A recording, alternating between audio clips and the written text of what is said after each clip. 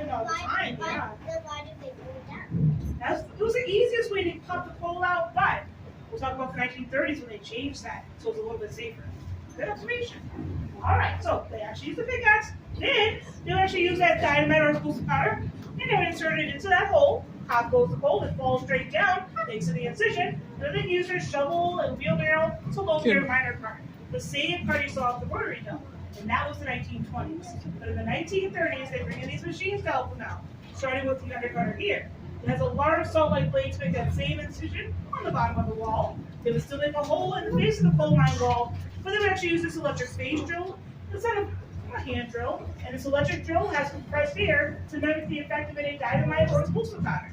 Then when the coal falls, it's that back-breaking work with the shovel and wheelbarrow. They would use that joint motor behind you. As traveling arms on the bottom to scoop the coal floor, bringing the coal all the way to the conveyor belt and then into their cart that way. This makes the work a lot more efficient and a little safer too.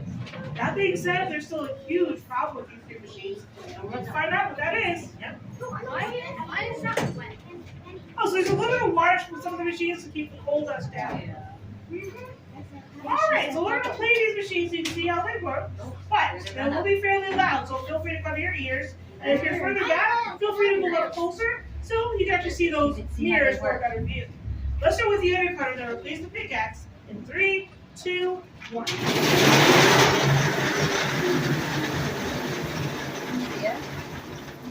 Alright, next is the phase drill that replaced the hand drill and the dynamite. 3, 2, 1.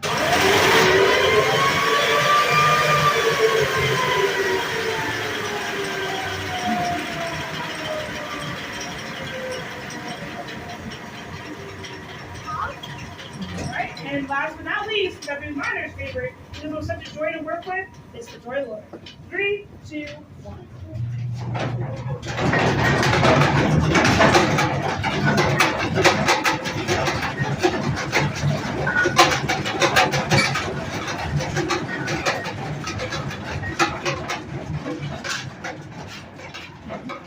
Alright, yes. Why do people want to mine, but they don't really even find any like gold or stuff?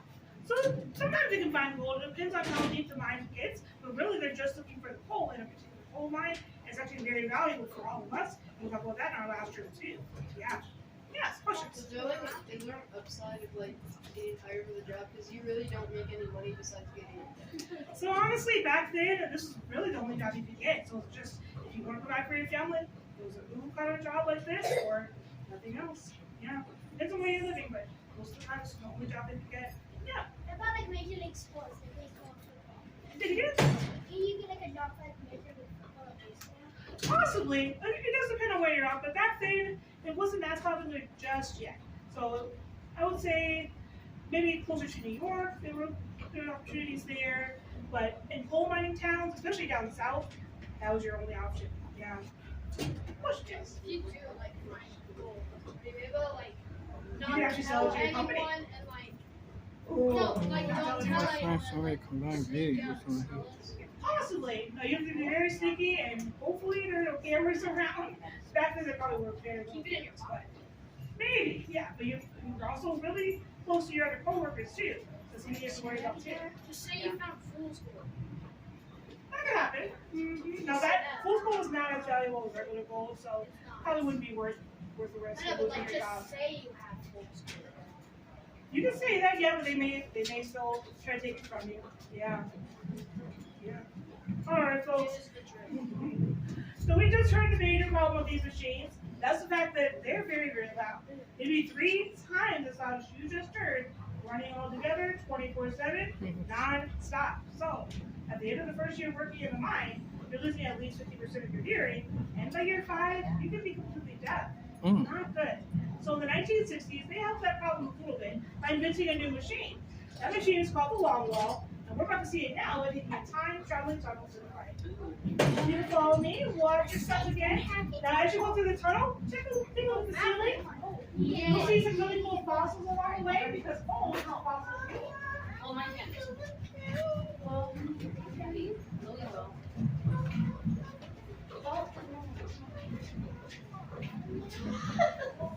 Why does he never want to? Honey, I don't know. Because she doesn't Oh. Because I'll hold you. And he's like, anyone? Anyone want to hold me? He's scary. How about you? No, I think this way.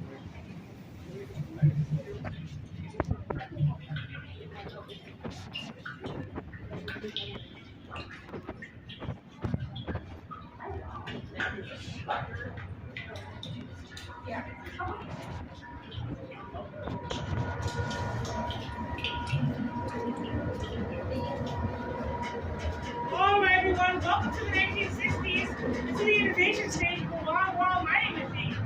Now, this is a long wall, but this is a small demo version.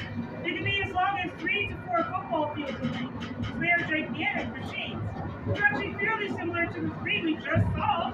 So you can just have saw-like blades that cut the wall, just like that undercutter. Those tips there, they're actually made of carbonite steel, so strong they can crush diamonds. At full capacity, if they're moving so fast, you won't be able to see those tips at all. The coal will then rise up and out of the mine from the conveyor belt, much like the joint cutter too. So there are a lot of similarities there, but a couple of key differences. And then water you may notice on the back there, that keeps the coal dust and coal ash down. Some of these are fewer cases of cloud above the seams. Nice upgrade there. Also, as you just heard, it's a little quieter for one loud machine to run instead of 3 very, very loud machines at the same time. So that's improvement in tinnitus as well. That being said, it is a new innovation. That means there are new problems to solve. So let's talk about those 2 problems. The first one you already know about from riding on the management train and learning about the roof support system of it. This machine has its own roof support right here. It's called the canopy. But what do you think happens to the whole roof itself if the roof support is attached to the machine, moves forward with it, but there's nothing behind it? Yeah.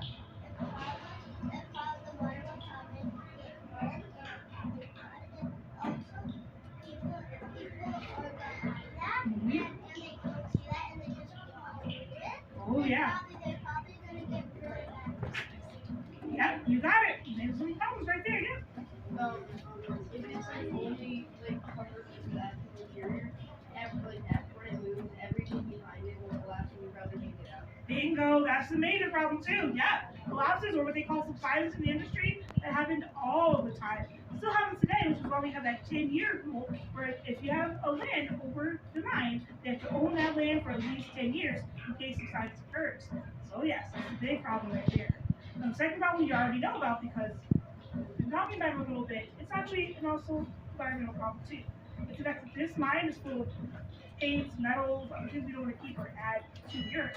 And so a machine like that is full of those items, and they bring it down to the mine piece by piece in a coal mine elevator just like this one we looked at earlier.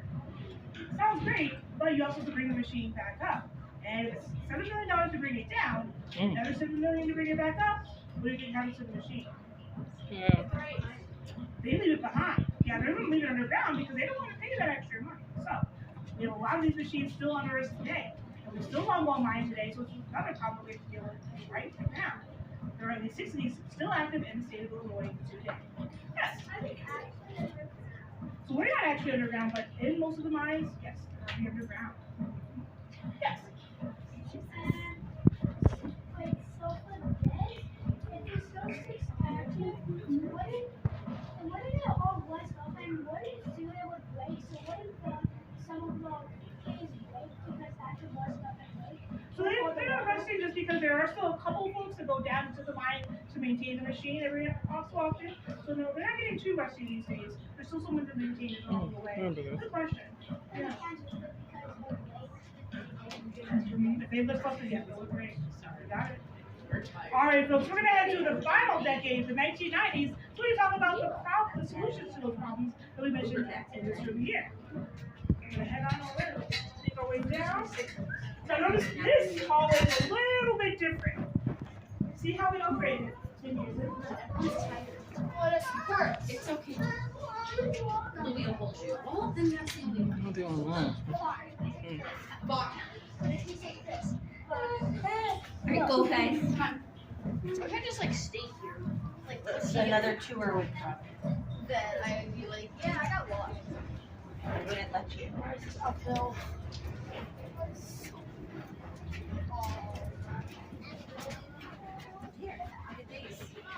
see, that's my second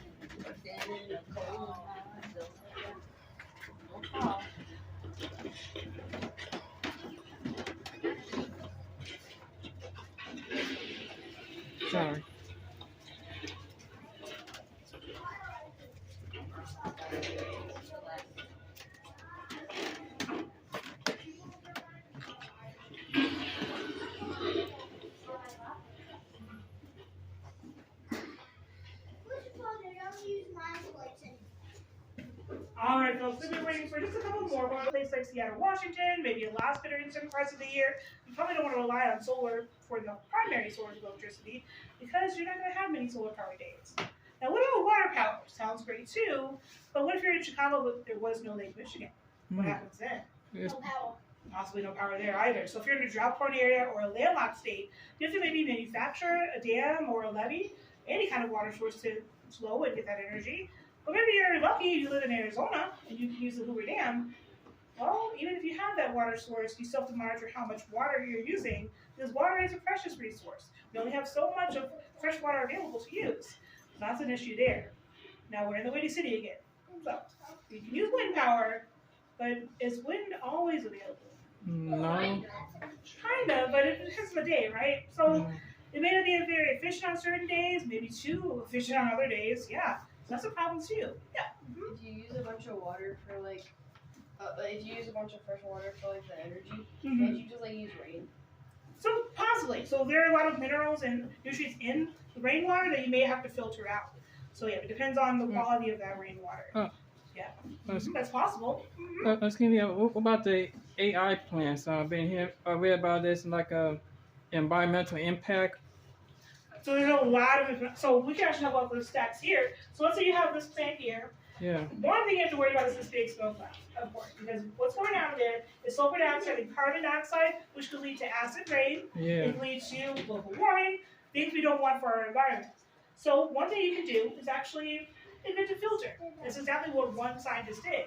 He invented a filter that pulled those pollutants back into the stack, and if you look behind you, those pollutants actually made those home products. So the brick, the tile, the drywall, all came from something negative, and they're being repurposed into something more positive for the environment. So we can actually help solve that environmental impact in those issues there just by being inventors. So that's one creative way to get around that problem too. So there is something you can do in your very own home, and that's something we can all do, and that's monitoring your own energy. So if you're in a room, when you leave that room, hit the lights off behind you, or if you are charging an iPad or a cell phone, make sure to unplug it when it's done so that doesn't become an energy vampire. Small little ways of getting closer to that cleaner, greener future. All right, so we're going to end our decades here. We definitely come back in a few years, and we'll show you what's been happening since the 1990s. If you have questions, feel free to hang on around here, or you can definitely take a look at this real rocket pole here, see what that feels like, or a real pole wall over there. When you're ready to head out, you can head down the stairs. You'll pass the kitchen. When they're using methane gas to fire for freezing point. Okay. Yeah, we need another poll right before we go. That's real cold. It's my 2 minutes cold.